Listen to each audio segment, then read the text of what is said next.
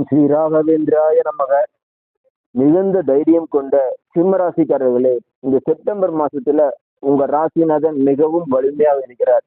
இதுவரைக்கும் நிறைய துன்பங்களையும் வெளியில சொல்ல முடியாத மன உளைச்சல்களையும் ஏற்படுத்திக்கிட்டு இருந்த இந்த கேது பகவானும் மெல்ல மெல்லமா உங்களை தாண்டி கடந்துதான் போயிட்டு இருக்கார்.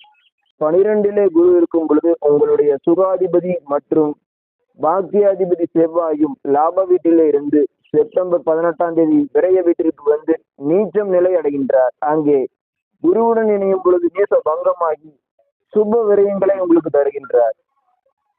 படிப்பின் முன்னேற்றம் ஏற்படுவதற்கும் நீண்ட தூர பிரயாணங்கள் மூலமாக ஒரு நன்மை ஏற்படுவதற்கும் சில செலவுகளை நீங்க செய்ய போறீங்க. வாக்குஸ்தானாதிபதி உங்க ராசியில இருந்து வாக்குஸ்தானத்திற்கே சென்று செப்டம்பர் 1 வீக்கு உச்சநிலை பெறுவதனால உங்க பேச்சுக்கு மரியாதை இருக்கும், வருமானம் அதிகரிக்கும், உங்களுக்கு ஒரு புதிய தன்னம்பிக்கை பிறக்கும். 3க்குரிய சுக்கிரனும் நீச்ச நிலையிலிருந்து தன்னுடைய ஆட்சி வீட்டுக்கே போய் பலம் பெறுவதனால கண்டிப்பா புதிய தைரியத்துடன் எதையுமே செஞ்சு முடிச்சிடலாம். இனிமேல் பெரிய மலையையே பார்த்துட்டோம், இது என்ன பெரிய விஷயமா அப்படின்னு ஈஸியா துன்பங்களை கடந்து போகக்கூடிய பாசிட்டிவிட்டி உங்களுக்கு கிரியேட்டிவிட்டியாக மாறி உங்களுக்கு ஒரு நல்ல ஒரு நிலைக்கு உங்களை கொண்டு வருங்க. பயப்பட தேவையில்லைங்க. ஒரு சில மக நட்சத்திரக்காரங்களுக்கு மட்டும் பொறுமை மிகவும் அவசியம். தசாபுத்தி சரியில்லாதவர்கள் கண்டிப்பாக நீண்ட தூர பிரயாணமாக பாத யாத்திரை சென்று இறைவனை வழிபடுவது ஒரு சால சிறந்த ஒரு பரிகாரங்க. பழனி பாத யாத்திரை போகலாம்.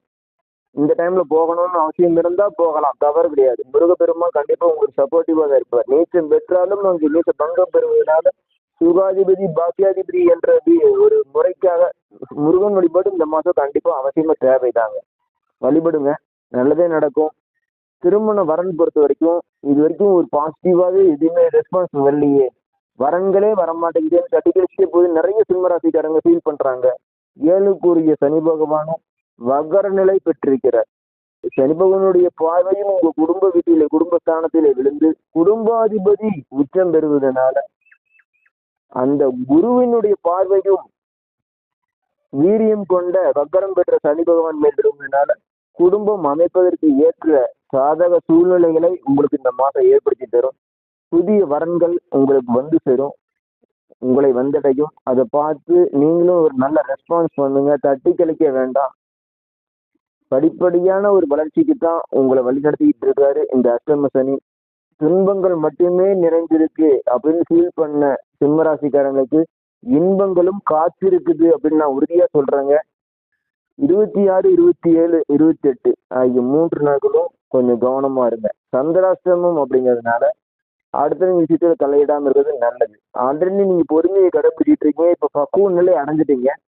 7ஆம் பாவகத்திலே ராகு பகவானும் உங்களுடைய சுகாதிபதி செவ்வாயினுடைய சாரத்திலே சஞ்சாரம் பண்றதுனால உங்களுடைய வாழ்க்கை துணை வரைக்கும் வண்டி வாகனத்துல செல்லும் போது கவனமா செல்ல சொல்லுங்க.